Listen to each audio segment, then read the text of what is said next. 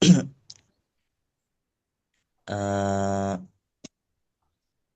kita ucapkan terima kasih kepada dosen kita, Pak Mulyawan, yang telah mem- membersamai kita pada pagi hari ini dalam kuliah.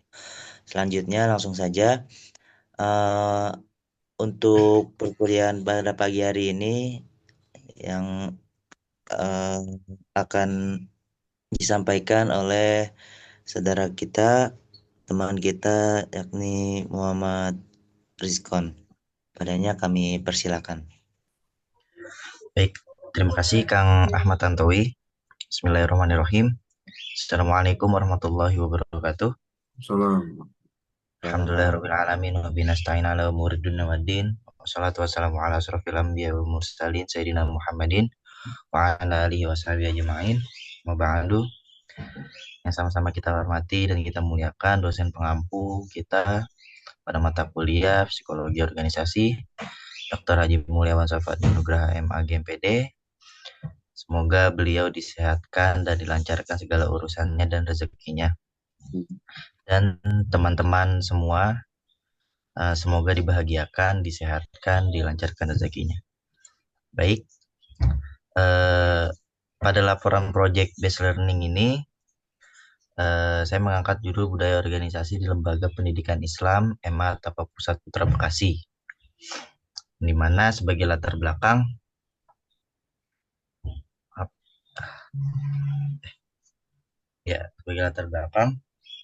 tentunya budaya organisasi ini merupakan jiwa kepribadian dan karakter sebuah lembaga, khususnya dalam konteks lembaga pendidikan Islam. Budaya organisasi tidak hanya berfungsi sebagai pengikat sosial, tetapi juga sebagai media penanaman nilai-nilai keislaman yang menjadi tujuan utama pendidikan. Sambung kepada proyek ini adalah di MA Toko Pusat Putra Bekasi, bahwasanya MA tersebut merupakan salah satu lembaga pendidikan Islam yang dikenal memiliki karakter yang kuat. Berdiri di bawah naungan Yayasan At-Taqwa, madrasah ini tidak hanya fokus pada pencapaian akademik, tetapi juga pada pembentukan akhlakul karimah dan karakter kepesantrenan. Jadi tempat tepatnya MA Toko Pusat Putra ini berada di naungan Pondok Pesantren At-Taqwa Pusat Putra, seperti itu.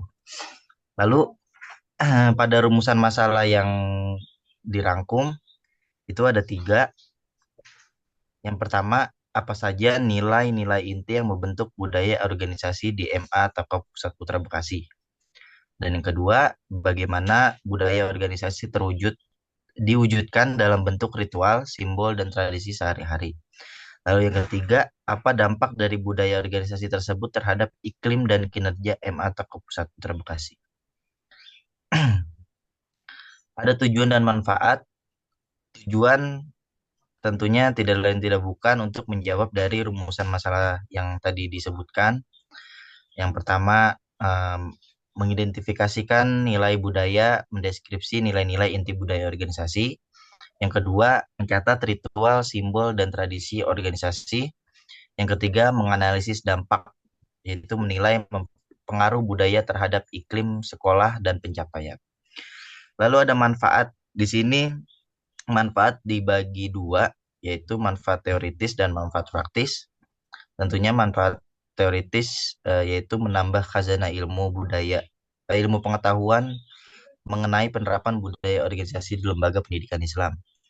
Dan yang kedua, manfaat praktis juga terbagi 3, yaitu pertama, bagi madrasah sendiri sebagai bahan refleksi dan evaluasi untuk penguatan budaya organisasi. Dan yang kedua, bagi peserta didik atau santri, yaitu memberi pemahaman tentang nilai-nilai madrasah dan meningkatkan rasa memiliki. Lalu yang ketiga, bagi penelitian, yaitu melatih keterampilan penelitian, kerjasama, dan menganalisis masalah. Gitu. Lalu ada gambaran umum MA atau Pusat Putra Bekasi. Eh, secara sejarah singkatnya, MA Atoko Pusat Putra Bekasi ini didirikan sekitar tahun 95 sebagai madrasah aliyah terakreditasi A yang terus berkembang dalam jumlah santri, fasilitas dan prestasi. Karena tadi sudah disebutkan, eh, MA Atoko Putra ini berada di naungan Pondok Pesantren Atoko Pusat, eh, yang dimana ini dinaungi oleh yayasan disebut Yayasan At-Taqwa.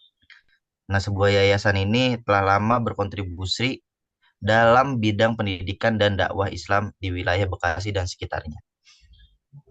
Di MA Tokoh Pusat Putra ini mempunyai visi misi. Visinya adalah mencetak generasi berilmu, beramal, dan berakhlakul karimah yang siap menghadapi tantangan global. Dan misinya ini ada 5. Yang pertama, menyelenggarakan pendidikan yang mengintegrasikan iman, ilmu, dan teknologi. Lalu yang kedua, menumbuhkan semangat penghayatan dan pengamalan ajaran Islam Ahlus Sunnah wal Jamaah. Yang ketiga, membina akhlakul karimah melalui keteladanan dan pembiasaan dalam kehidupan sehari-hari. Yang keempat, mengembangkan potensi akademik dan non-akademik peserta didik secara optimal. Dan yang kelima, menjalin kerjasama yang harmonis dengan wali santri dan masyarakat untuk mendukung keberhasilan pendidikan. Seperti itu. Lalu di dalam MA Tokoh Pusat Putra Bekasi ini mempunyai kurikulum dan program unggulan. Kurikulum di MA Tokoh Pusat Putra Bekasi menerapkan kurikulum yang integratif, yaitu yang pertama kurikulum nasional yang dimana mengacu pada kurikulum merdeka yang ditetapkan oleh Kementerian Pendidikan dan Kebudayaan. Dan yang kedua, kurikulum khas keagamaan, yaitu memperdalam ilmu-ilmu keislaman seperti akidah akhlak, fikih, usul fik, ilmu tafsir dan hadis, bahasa Arab, tahfiz Quran. Lalu yang ketiga ada kurikulum lokal, di mana kurikulum lokal ini berupa penguatan kepesantrenan, nilai-nilai kepesantrenan dan kepemimpinan, seperti itu. Dan ada program unggulan juga di Mata Pusat Putra ini. Ada 4. Yang pertama, program tahfiz Al-Quran. Nah, ini santri dibina untuk menghafal juz 30, juz 1, dan target hafalan tertentu sesuai dengan bakat dan kemampuan para santri. Dan yang kedua, ada program bahasa Arab dan Inggris. Ini melalui kegiatan muhadoroh, biasanya muhadoroh pidato dan daily conversation atau yang biasa disebut muhadasah. Dan yang ketiga, ada pembinaan kepesantrenan, yaitu penanaman nilai-nilai sederhana, mandiri, dan disiplin ala-ala pesantren. Keempat, ada ekstrakurikuler yang berbasis karakter, seperti kepramukaan, PMR, Palang Merah Remaja, kaligrafi, qiraah, dan olimpiada sains, seperti itu. Nah, lanjut pada temuan-temuan budaya organisasi yang ada di MA atau Pusat Putra Bekasi. Di sini tercantum ada 5 temuan, tapi pada nilai-nilai intinya itu ada 3, yang dimana nilai inti ini menjadi pilar budaya dalam budaya organisasi di MA atau Pusat Putra Bekasi. Yang pertama ada religiusitas, yang dimana nilai ini menjadi dasar semua aktivitas, terwujud dalam kewajiban sholat duha dan sholat zuhur berjamaah, tadarus Al-Quran, dan penghafalan juz agama. Kenapa tertulis terwujud dalam kewajiban sholat duha dan zuhur berjamaah?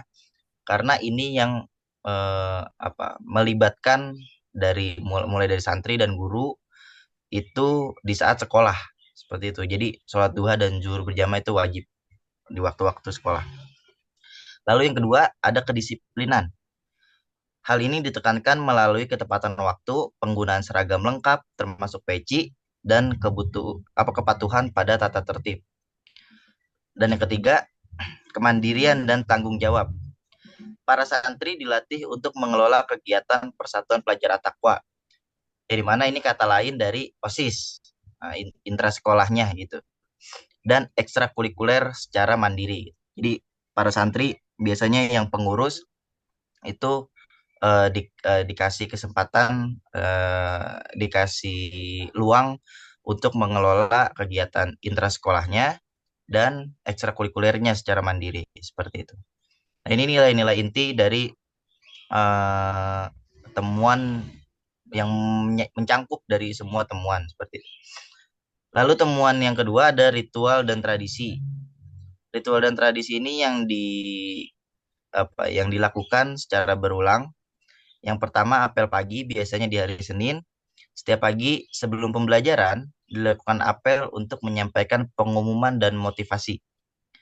Yang kedua ada pembacaan Asmaul Husna. Ini dilakukan bersama-sama di kelas sebelum pelajaran dimulai. Jadi ketika sudah apel pagi, eh, sebelum pelajaran dimulai, santri masuk kelas, ada kegiatan pembacaan Asmaul Husna. Yang ketiga ada muhadharah. Ini yang tadi disebutkan, ini menjadi latihan pidato, yaitu tradisi mingguannya. Tradisi mingguan ini di mana santri berlatih pidato bahasa Arab, bahasa Inggris, bahasa Indonesia di depan para santri lainnya. Biasanya digiatkan di malam Sabtu. Lalu yang keempat ada PHBI. Kenapa PHBI dimasukkan ritual dan tradisi? Jadi di Yayasan At-Taqwa juga mempunyai beberapa jadwal, beberapa tanggal yang melibatkan seluruh santri, yang dimana santri diikut sertakan di dalam eh, ruang lingkup kepanitiaan. Seperti bahasa di sana tuh kayak pasir, pasukan air, paswal, pasukan pengawal, pasdal, pasukan sendal, seperti itu, dan yang lain-lainnya. Itu temuan budaya organisasi di ritual dan tradisi. Lalu ada yang ketiga, temuan budayanya simbol-simbol fisik dan non-fisik. Kenapa dimasukkan? Karena ini menjadi nilai-nilai penanaman dari untuk santri tersebut seperti itu. Yang pertama fisik. Fisik ini arsitektur masjid yang menjadi pusat kegiatan. Biasanya santri melakukan kegiatan apapun seperti muadoro dan lainnya itu di masjid gitu. Kaligrafi biasanya di seperti pesantren-pesantren lain, kaligrafi di dinding, setiap dinding gitu, dan papan nama ruangan yang menggunakan bahasa Arab dan seragam Muslim. Lalu ada simbol-simbol non-fisik, sapaan Assalamualaikum yang selalu dikumandangkan. Biasanya ini diwajibkan untuk sebagai kata permisi gitu, Assalamualaikum, menyapa seperti itu. Eh, Sebagai dasar penggunaan bahasa yang santun seperti itu. Lalu ada temuan budaya organisasi selanjutnya ada kisah-kisah heroik. Nah, ini kenapa kisah-kisah heroik dilakukan? Karena biasanya para guru-guru itu memotivasi para santri dari informasi-informasi alumni yang kuliah di luar negeri atau alumni-alumni yang sukses seperti itu. Dan yang kelima, temuan organisasi yang kelima ada pemimpin sebagai figur penjaga budaya. Jelas, pemimpin ini menjadi berperan sangat penting sebagai role model yang disiplin dalam waktu-waktu kegiatan santri yang berbarengan sama santri, maksudnya seperti sholat dan selalu hadir di setiap kegiatan seperti itu. Lalu dari lima temuan budaya organisasi ini, tentunya pasti mempunyai dampak yang dimana dampak budaya organisasi ini dirangkum menjadi empat. Yang pertama ada iklim yang kental. Maksud iklim yang kental ini jadi santri dengan seluruh kegiatan yang tadi dibacakan, santri itu terbiasa dengan aktivitas ibadah. Jadi ketika memang libur 3 bulan sekali atau libur sebulan sekali, santri itu penanamannya di pesantren, ketika pulang itu menjadi terbiasa gitu dengan aktivitas-aktivitasnya. Lalu yang kedua, kedisiplinan. Ya tidak menutup kemungkinan juga para santri juga ada beberapa yang tidak disiplin gitu. Tapi tingkat kedisiplinan ini meningkat gitu. Setidaknya tingkat keterlambatan dan pelanggaran tata tertib itu rendah gitu. Lalu ada dampak budaya organisasi, rasa memiliki. Tentunya dari ritual dan tradisi yang dibahas oleh budaya organisasi atau kisah-kisah heroik, itu para santri biasanya mempunyai rasa kebanggaan gitu. Oh iya, nanti saya akan menjadi mereka. Oh iya, dengan dengan ritual, dengan tradisi dan budaya-budaya yang di sini saya bawa ke rumah, saya merasa bangga. Seperti itu. Lalu yang keempat, prestasi. Prestasi ini jelas dengan segala pelatihan atau apa namanya, ada ya, dengan segala pelatihan dan tradisi yang dibawa, yang dimana ekstrakurikulernya ini eh, dikelola langsung oleh santri juga, oleh MA juga, eh, pastinya sering gitu, nggak sering juga, ada beberapa momen meraih prestasi di bidang akademik gitu, seperti Olimpiade Sains dan non akademik seperti MTQ dan pidato seperti itu.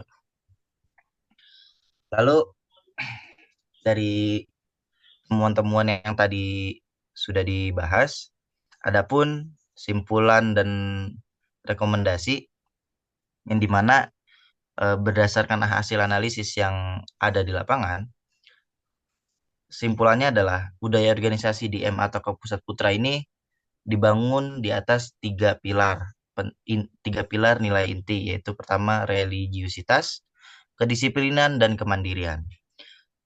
Budaya tersebut diwujudkan melalui berbagai ritual seperti sholat jamaah, muadoroh, simbol yang tadi dibahas, kaligrafi, dan seragam, dan tradisi, seperti yang tadi tradisi yang sudah dibahas juga tadi.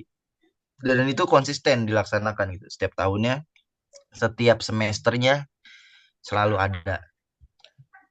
Lalu budaya organisasi yang kuat telah berkontribusi signifikan dalam menciptakan iklim sekolah yang religius, disiplin, dan berprestasi, serta membentuk identitas khas dari sekolah tersebut gitu. Karena ya, dari Yayasan At-Taqwa sendiri, karena M atau Pusat Putra ini berdiri dalam naungan Yayasan At-Taqwa, sangat dikenal pendirinya yang mempunyai karakter khas gitu. Lalu ada rekomendasi di sini sebagai bentuk apa, kontribusi dari project based learning ini. Rekomendasi di sini dicantumkan tiga. Yang pertama, pendokumentasian yang sistematis, yaitu seperti membuat buku saku tentang budaya Ema Takwa yang isinya tuh nilai-nilai, tata tertib, dan tradisi. Dan ini untuk dibagikan kepada santri baru dan orang tua yang ketika memang ada orang tua yang mendaftarkan anaknya di MA atau Pusat Putra. Dan yang kedua, penguatan peran kaderisasi. PPA atau intrasekolah yang tadi, dan organisasi santri lainnya lah, dapat lebih dilibatkan gitu dalam menjaga dan mentransmisikan budaya kepada adik-adiknya. Yang ketiga, ada inovasi tradisi, yaitu memperkenalkan tradisi baru yang relevan dengan zaman, seperti digital Islamic Content competition untuk mengimbangi budaya religius dengan literasi digital. Seperti itu. Jadi, dan yang terakhir ini eh, suatu laporan. Jadi yang foto pertama bersama musrif, terus lalu foto yang kedua bersama guru. Dan ini foto yang rumah dua ini, eh, kantor di pondok pesantrennya. Dan yang bawah ini adalah MA-nya, sekolah MA-nya. Dan yang terakhir ini bersama staf dari aliyahnya, seperti itu. Mungkin eh, sedikit dari saya, selebihnya mari kita diskusikan. Barangkali ada teman-teman yang bertanya atau menambahkan, silakan. Eh, Baik, terima kasih untuk pemateri. yang telah menjelaskan, yang telah memaparkan tentang budaya organisasi yang mana berada di lokasi MA Takwa Bekasi ya. Tadi udah banyak dijelaskan apa yang ada di dalamnya. Mungkin eh, kita buka diskusi bagi teman-teman yang ingin bertanya mengenai tentang budaya organisasi maupun menambahkan tentang materi budaya organisasi, bisa dipersilakan.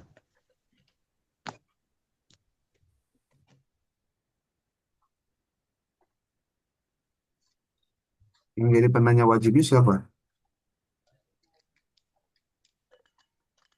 Penanya Satu, wajib berarti dua. kelompok satu, Oh, satu itu. kelompok dua ya. Dua ya, ya. Dua. So,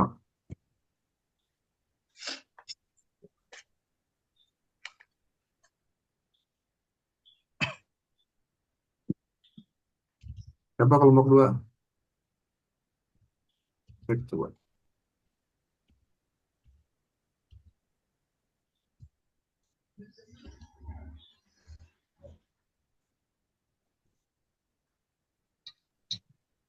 Ayo silakan penanya wajib dari kelompok dua. Kang Ahmad,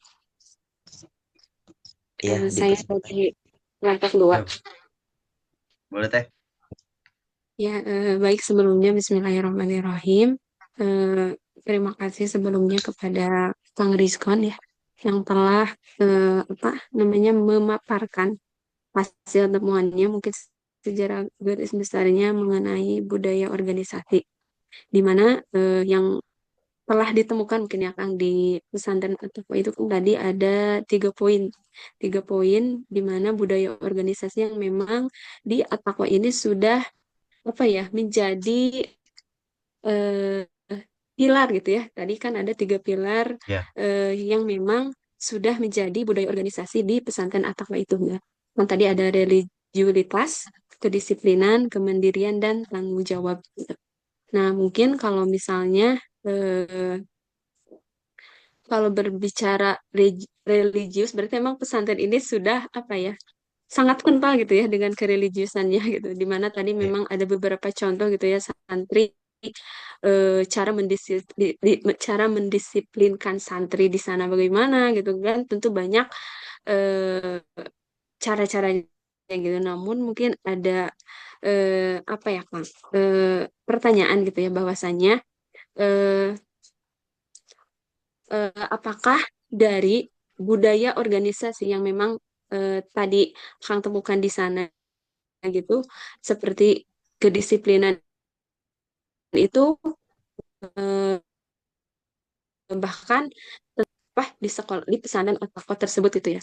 Namun bagaimana maksudnya memastikan bahwa tradisi atau budaya di sana itu tetap relevan di zaman sekarang, padahal di era sekarang itu kan banyak tentunya perubahan khususnya mungkin cara eh, apa namanya menanamkan budaya organisasi kepada anak-anak sekarang gitu ya Kang, Ya. khususnya di anak-anak Gen Z gitu ya. Apakah bisa jadi kan ketika kita mendisiplinkan anak itu justru semakin ketatnya peraturan, maka semakin mudah juga gitu ya anak-anak zaman sekarang untuk apa menerobosnya gitu ya.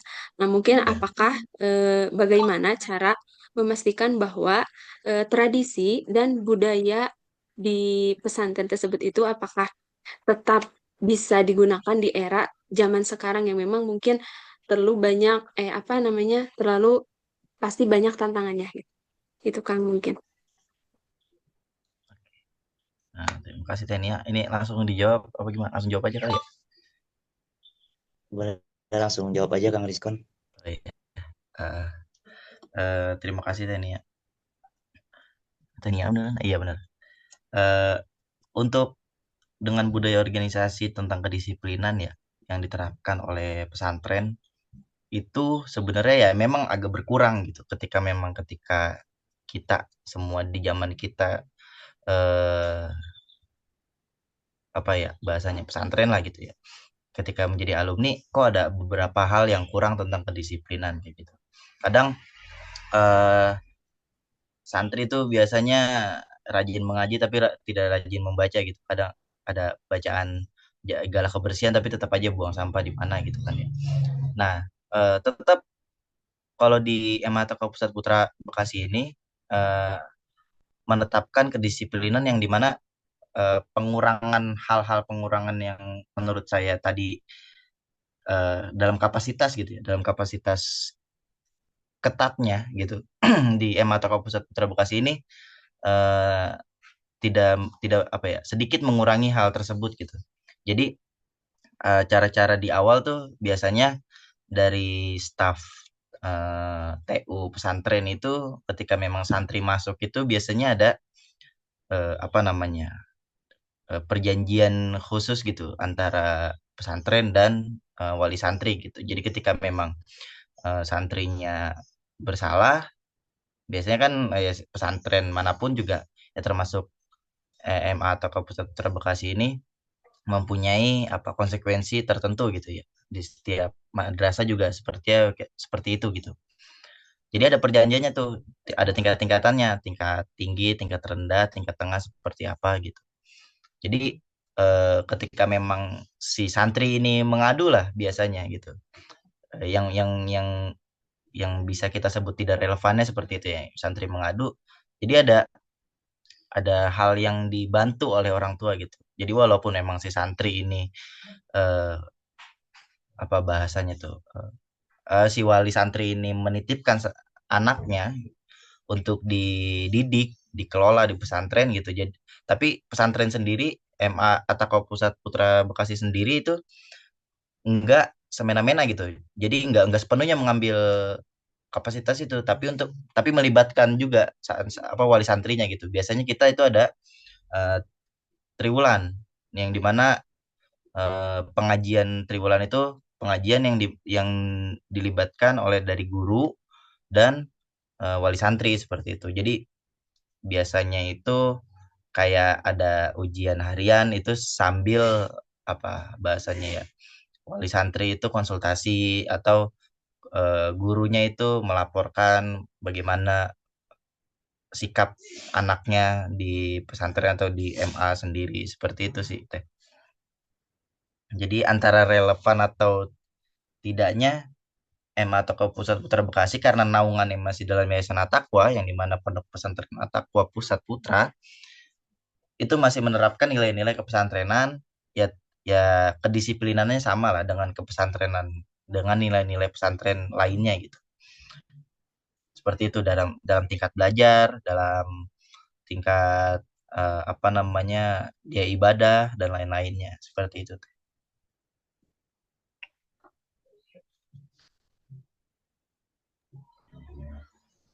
Tenia, apakah sudah cukup atas jawabannya? Sudah, Kang. Baik. Selanjutnya mungkin pertanyaan dari kelompok 3 atau yang kelompok yang lainnya yang ingin bertanya atau menambahkan tentang budaya organisasi ini. Boleh Kang Ahmad? Ya, silakan Kang Panji. Bismillahirrahmanirrahim.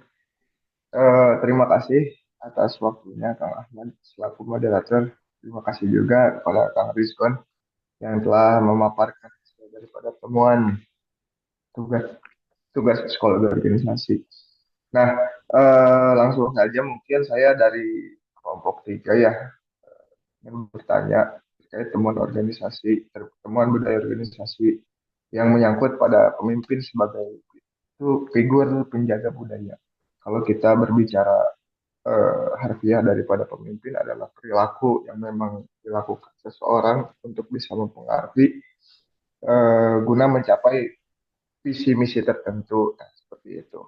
Nah, di sini ada yang menarik kan pemimpin sebagai figur penjaga budaya. Yang ingin saya tanyakan, Kang Diskon, kalau misalkan di sana di MA Takwa Putra Pusat di Bekasi ini terkait transformasi atau pergantian pemimpin, apakah di sana itu dilakukan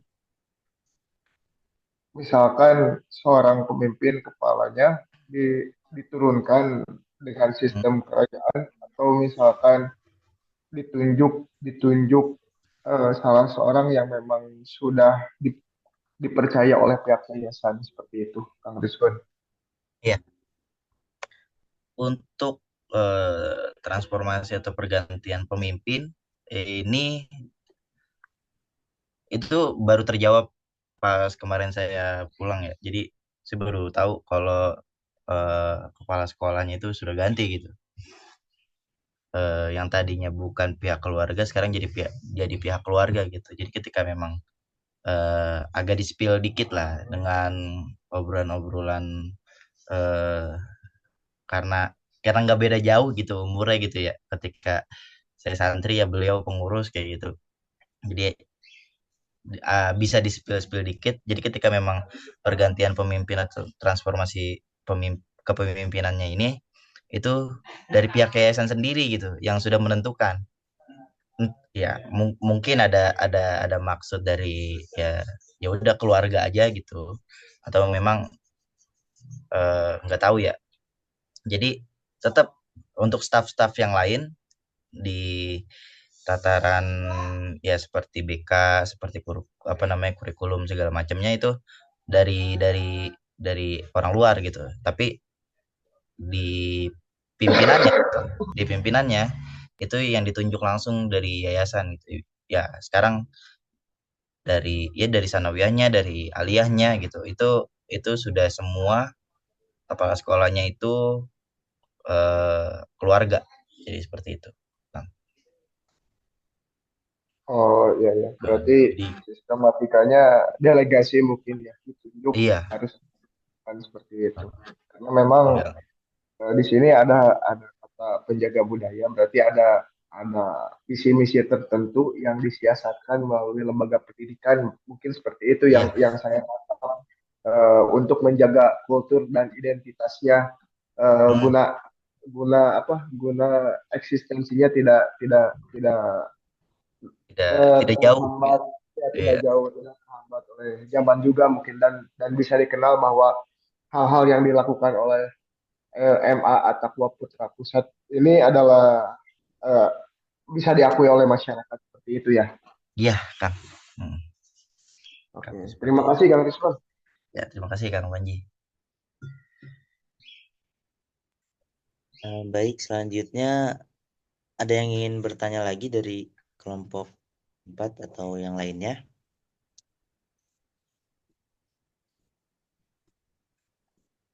Kelompok satu. Dari kelompok 1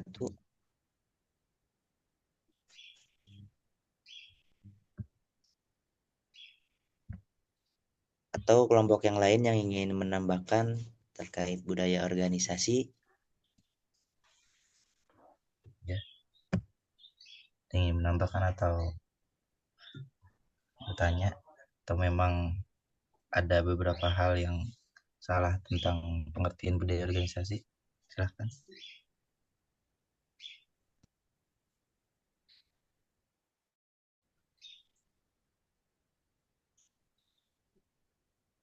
Halo,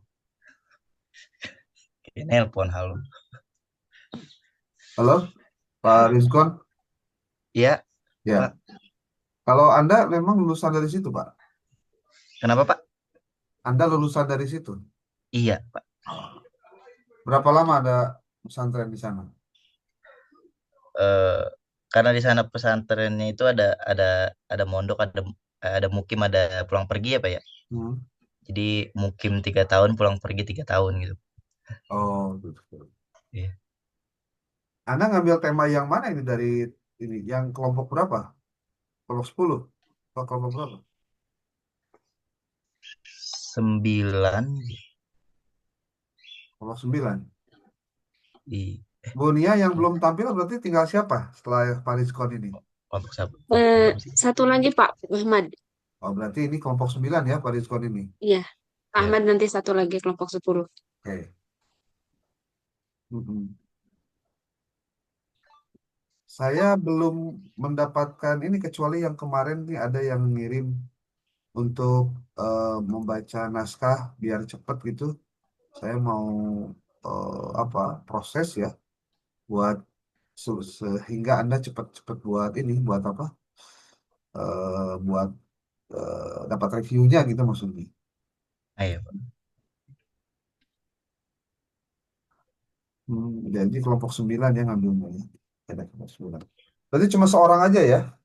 Iya, Pak. Oh, oke, tadi penanyanya sudah selesai. Apa ada lagi? Tadi baru 2 ya. Dua. Tadi yang baru 2. Oke, mungkin eh, langsung saja saya tanggapi ya, karena ini juga Baik, Pak.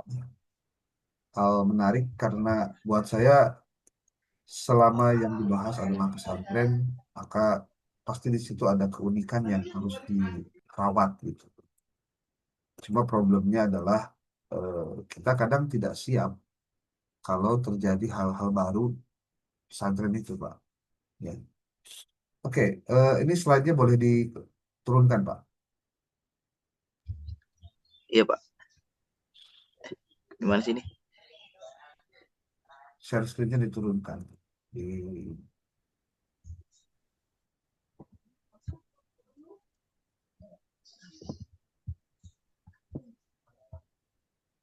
Sebentar, Pak. Ya deh. Oke, Bu Nia, tolong dibantu nanti eh, output dari tiap kelompok untuk apa ya, dipisahkan ataupun mau digabungkan dengan kelompoknya terserah. Yang pasti outputnya jelas dan nanti artikelnya juga jelas gitu ya. Jangan sampai tidak ada kejelasan untuk setiap output dari setiap kegiatan.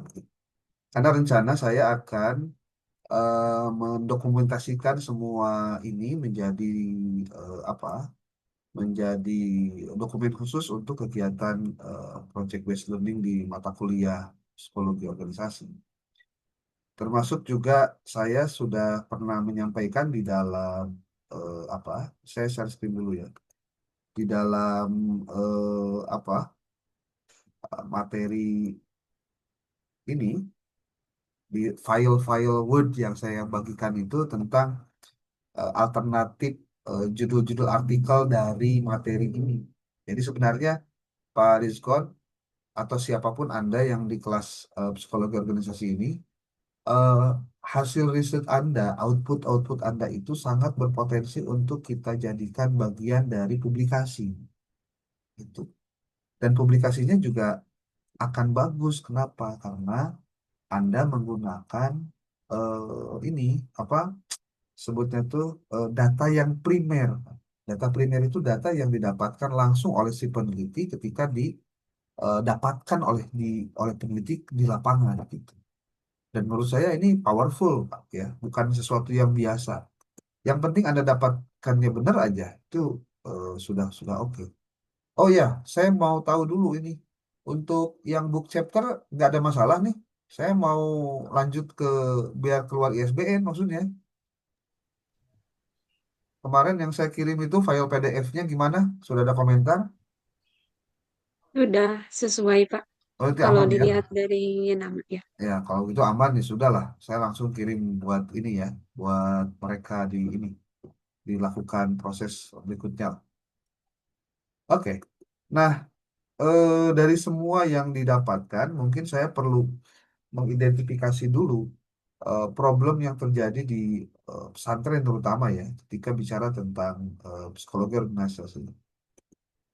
Di sini kita kan mencoba untuk membahas nih sistematikanya itu di kelompok 9 itu adalah eh, bagaimana terkait dengan nih teoritis tentang perubahan dan pengembangan organisasi. Nah, ini mungkin yang belum banyak dibahas tadi Pak Rizkon menurut saya adalah ketika Anda mengkonfirmasi apa yang terjadi di tempat apa di pesantren itu dengan teori-teori yang mudah-mudahan bisa membantu menjawab kenapa itu terjadi dan bagaimana solusinya. Itu Oh, ada tinjauan teoritisnya tentang perubahan dan pengembangan organisasi. Nah, tinggal yang harus didalami adalah bagaimana pengembangan organisasi dalam pendidikan Islam. Nah, ini yang mungkin saya menganggapnya tadi juga sudah dimunculkan ada beberapa apa sebutnya tuh eh, apa, budaya budaya budaya organisasi yang terjadi di sana. Namun yang harus di, di apa diambil adalah nilainya apa, gitu. Seperti kalau di sini ada istilah syuro, musyawarah, adil, atau ihsan. Dan bagaimana menghubungkan konsep-konsep ini dengan organisasi yang efektif. Nah, maksud saya di pesantren tempat Anda riset itu, Pak Rizkon, apakah ada Betul. nilai-nilai ini yang dibangun? Atau kalaupun di luar ini juga tidak masalah. Ini hanya contoh saja nih. Ini kan seperti ya. Jadi kalau misalkan ada nilai lain, ini juga pasti sepengetahuan dan sepengalaman Anda ketika ada di sana, apakah hal-hal ini muncul? Tuh, itu baru baru tiga. Boleh jadi nanti Anda tunjukkan yang lainnya. Contohnya begitu. Oh, iya. Nah, ini menjadi bagian dari nilai-nilai Islam yang muncul dalam konteks psikologi organisasi. Nah, kemudian analisis tantangan perubahan organisasi di lembaga pendidikan Islam ini saya ngambil dari yang kelompok 9-nya ya.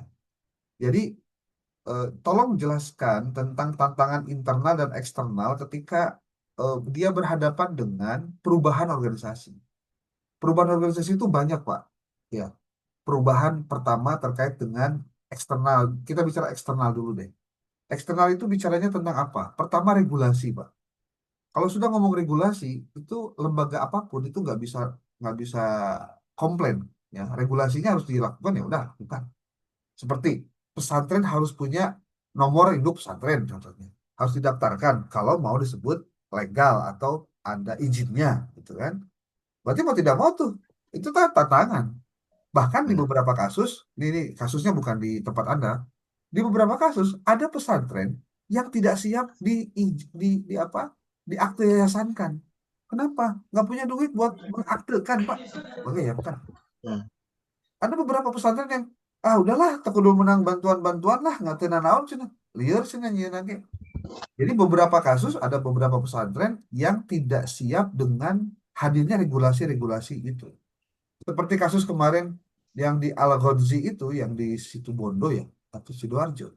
Eh, Mereka tidak punya yang namanya surat izin mendirikan bangunan yang seperti itu tuh. Kenapa? Karena ribet katanya. Ribet tuh kenapa? Karena perlu ada prosedur, ada birokrasi, terus pakai duit.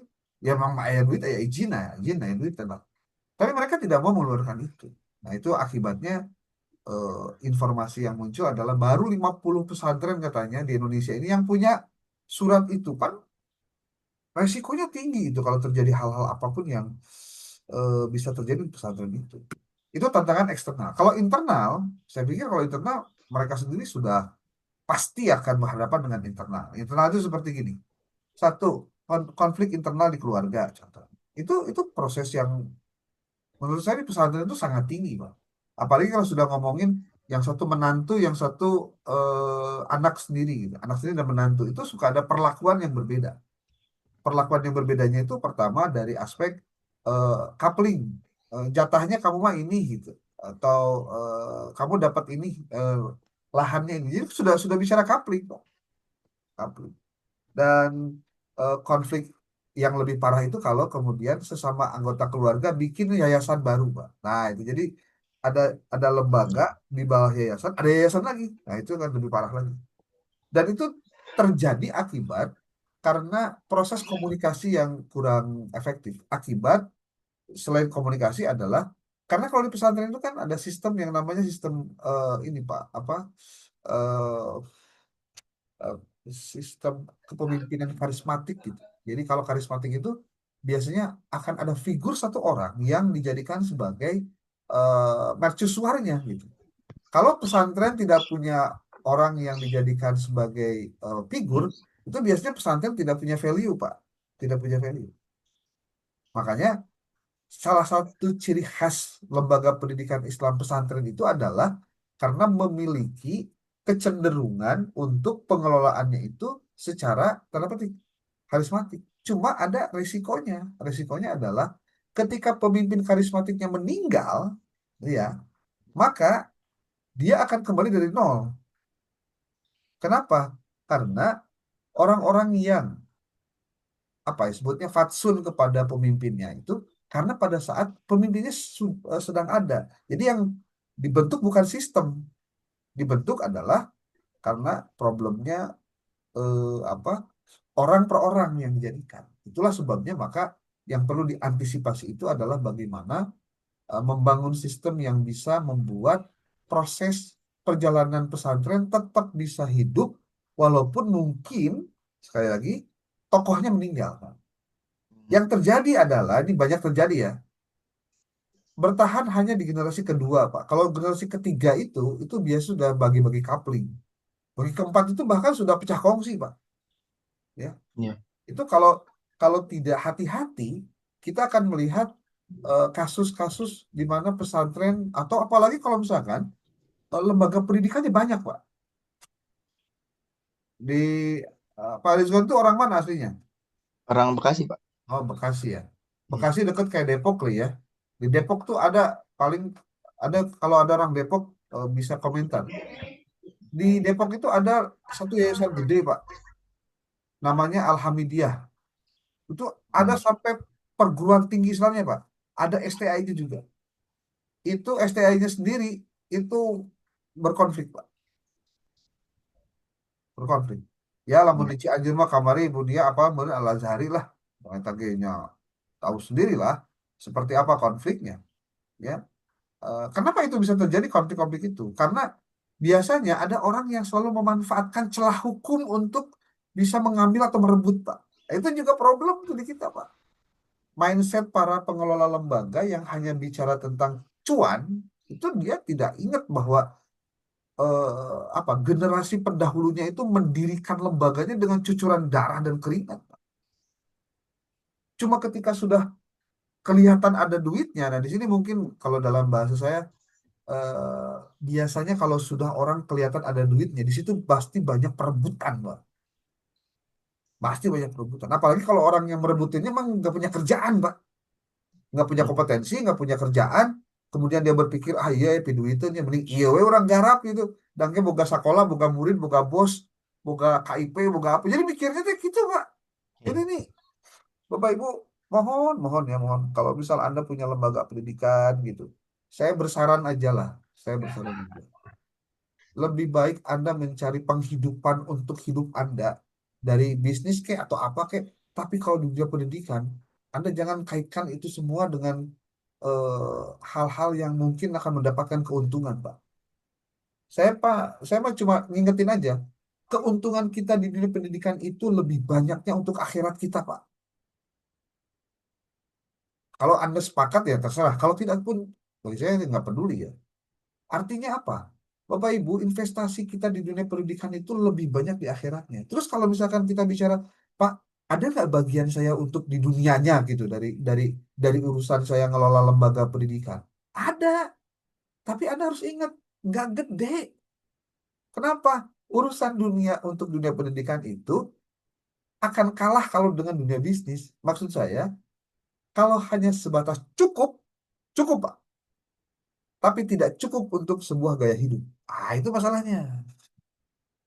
Sok, Bapak Ibu, percaya deh, guru-guru hari ini yang sudah diangkat jadi P3K, ribuan itu Pak.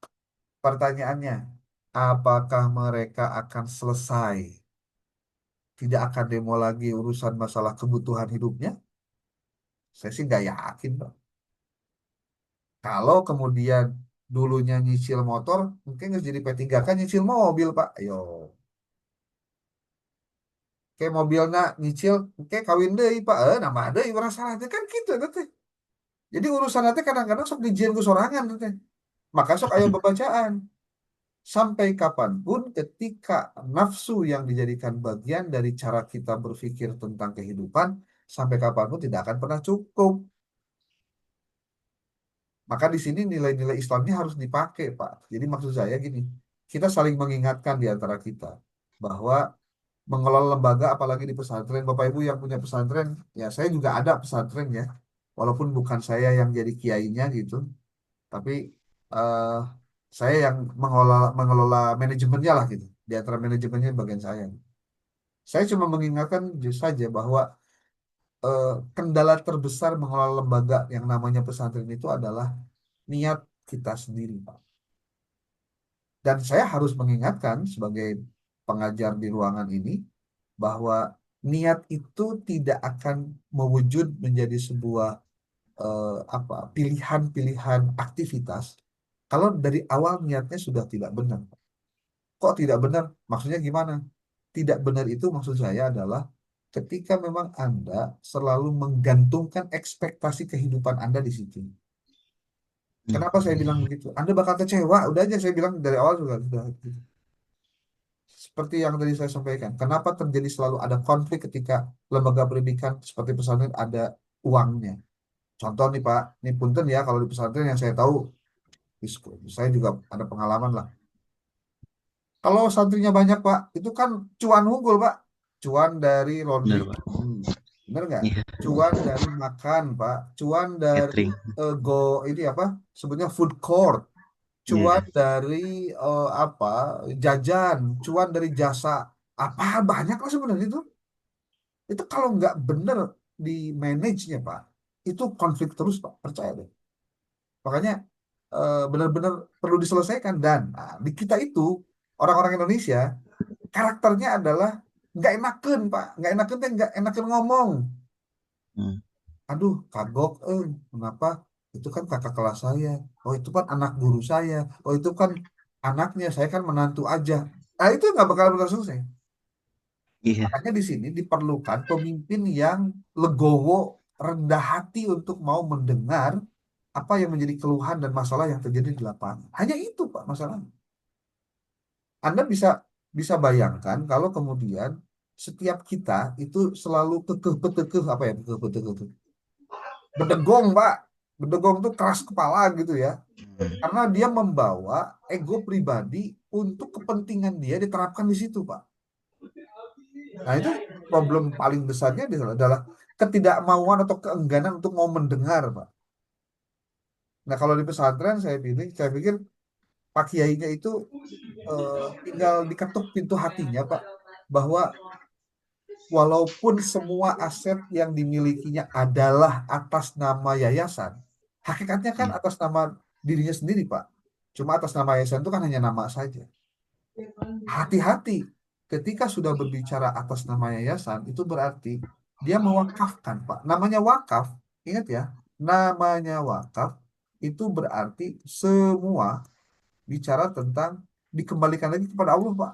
Kepemilikannya. Jangan sampai terjadi ada wakaf yang kemudian dijual oleh ahli waris, Pak. Dan itu terjadi, Pak, ketika ada ada bahasa wakafnya itu tidak langsung diaktakan. Mau wakafnya buat tanah pesantren kah, buat tanah masjid kah, atau buat tanah lembaga apapun gitu. Itu secara administrasi memang salah.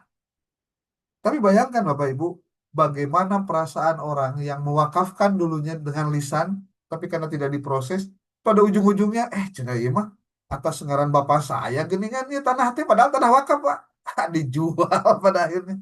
Masya Allah. Itu, waduh, mengerikan Pak, mengerikan. Makanya Bapak Ibu, saya sih mengingatkan Anda, dan saya terutama, kalau Anda sering melihat ada lembaga pendidikan Islam konflik, baik itu madrasah atau pesantren atau lembaga-lembaga itu, saya pastikan itu karena persoalan salah satunya adalah satu, masalah uang, dua, masalah ada celah hukum yang dia bisa main di situ, Pak. Makanya biasanya orang-orang yang kayak gitu pasti nanya ke ahli hukum. Ini kalau gini gimana yang bisa nggak direbut atau gimana? Udah Pak, habis. Itu dua.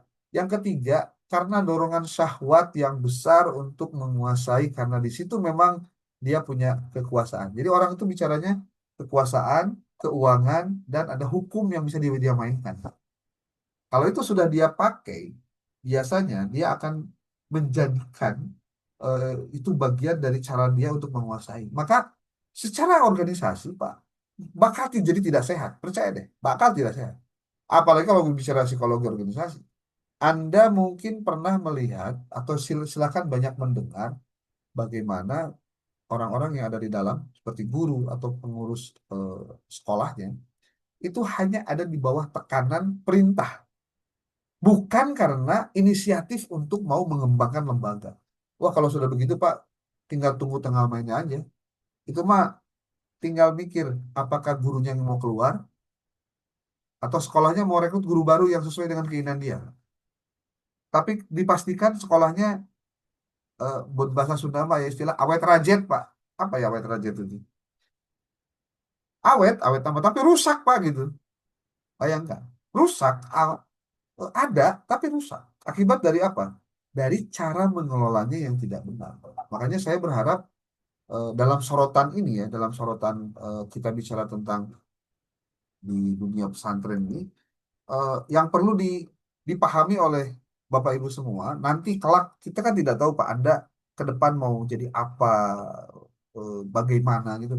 Tapi kalau misal Anda punya power, kekuasaan di sebuah lembaga karena Anda pemilik kah ataupun Anda apalah owner lah gitu ya, eh, maka pastikan Anda harus punya perasaan bahwa ada beban dan moral yang diberikan tanggung jawabnya kepada kita dalam mengelola lembaga itu.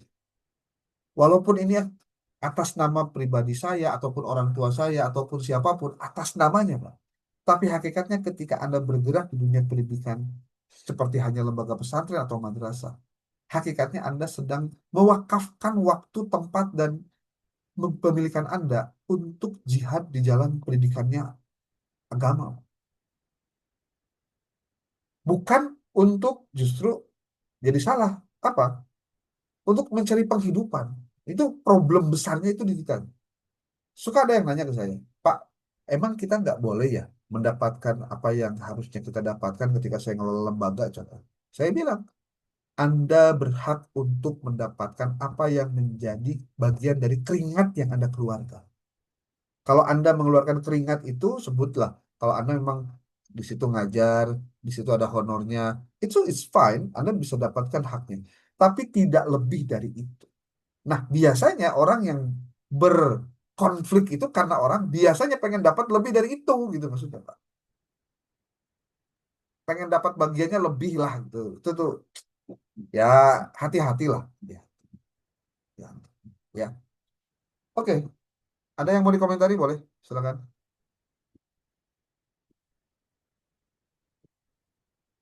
Bapak Ibu, saya mohon maaf ya, agenda hari kemarin saya geser ke hari ini karena memang saya kemarin diminta jadi narasumber kegiatan di MUI di Kabupaten Sukabumi. Jadi kalau ya ada ada tanggung jawab sosial juga saya ketika ada orang yang minta apa menjadi narasumber begitu. Dan ini bukan karena apa-apa karena waktunya mereka sendiri yang atur bukan kita. Makanya pas bentrok dengan Anda yang paling saya minta maaf aja. Yang penting kegiatan tetap terlaksana walaupun di luar jadwal. Saya mohon maaf sekali lagi. Dan saya juga ingin kita memaksimalkan apa untuk tugas UAS. Makanya saya bilang segera kirimkan untuk saya segera lakukan review terhadap naskah Anda. Nanti saya kirimkan apa anda kirimkan aja via email, nanti konfirmasi di grup, Pak, saya sudah kirim email, itu aja. Nanti di email itu Anda tuliskan nama, NIM, judulnya apa, nanti saya segera lakukan untuk penyelarasan. Terutama juga saya lakukan cek similarity juga, saya bantu cek similarity-nya. Biar nanti Anda, tapi dengan catatan satu ya, harus sesuai dengan template jurnal yang mau dituju dulu, biar enakan gitu, biar enakan. Ya. Oke, ini yang tidak hadir siapa nih, Bu Nia? Atau hadir semua? Enggak, kan 13 Ada orang. yang ya, ada yang tidak hadir Pak, sebagian ada yang sakit. Mungkin Pak Teguh sama Bu Putri Pak. Oh, iya. Izin bertanya Pak, kalau Nah, misalnya yang sudah ada LOA, kan hmm. kebetulan di kelas sudah ada yang mendapatkan LOA, Ya, itu tetap harus mengirimkan artikel atau bagaimana? eh, ya nggak apa-apa kalau sudah keluar mah aman berarti. Oh, iya. Ada berapa orang yang sudah dapat apa? Eh, ada di link tuh ada 5 orang Oke. yang sudah dapat Prinsipnya LOA. gini, saya tidak mau saya dianggap tidak berkontribusi. Itu aja masalahnya mah. Karena kan di mata kuliah ini ada tanggung jawab saya sebagai pengampu mata kuliah yang harus memastikan naskah itu ada catatan-catatannya gitu. Ya, tapi kalau nggak apa-apa kalau misalkan tetap ini yang LOA juga kirim aja lah nggak apa-apa kirim aja. Ya biar dia kalau misalkan mau revisi ke depan kan bisa lebih bagus kan. Ya. Oke, jadwal saya kan sampai jam 8.30 ya. Eh, Iya, 8.30. iya. Saya mungkin batasi dulu sampai jam 8 karena saya hari ini ada review untuk tugas akhir di Takdimas jam 8. Jadi Bunia, jadi nanti akhir tahunnya, jadi akhir tahun teh lembaga-lembaga teh cuci gudang Pak, ininya apa kegiatannya, jadi kudu beres gitu tuh. Wah, pelaporan-pelaporan termasuk saya hari ini karena mendapat bantuan Litap Dimas untuk pengabdian kemarin tuh. Jadi harus melaporkan review akhirnya. Nah, jam 8 ini, jam 8. Makanya saya kondisikan jam 8 ya, yang penting perjalanan perkuliahan aman. Minggu depan berarti Pak Ahmad Tantowi ya. Ya, Iya Pak. mudah-mudahan minggu depan saya bisa sekali lagi ke kelas. Udah, memang kudunya ke kelas sebenarnya tidak ada. Yang ini mah eh, apa kewajiban saya. Makanya saya disclaimer dulu dari awal. Saya mohon maaf, bukan saya ya bukan nyapirakeun tugas lah gitu ya. Tapi memang ini hal-hal yang memang terkait dengan adanya aktivitas. Ya, aktivitas. Ibu Bapak terima kasih. Eh, Anda semoga menyelesaikan tesisnya segera ya, karena sudah semester 3. Pak. Apalagi ada kewajiban-kewajiban publikasi, ya dari sekarang lah komunikasi-komunikasi, publikasi kemana, jangan ditunda, karena sebetulnya apa yang saya lakukan buat Anda adalah latihan buat Anda juga sebetulnya. Cuma memang bedanya, kayak nama jadi bahan tugas, kalau nanti mau bahan beresin kuliah, kan gitu aja. Ya, oke, terima kasih, selamat beraktivitas, dan Baik, kalau Pak. kalau hari Terima ini kasih, kan Pak. kelas ini tidak ada kuliah ya, Hari Rabu tidak ada. jadi Hari hanya Rabu 2 hari, free. Senin Selasa ya. Iya, iya betul. Oke. Terima kasih. Assalamualaikum warahmatullahi wabarakatuh. Waalaikumsalam Waalaikumsalam warahmatullahi wabarakatuh. Terima warahmatullahi kasih.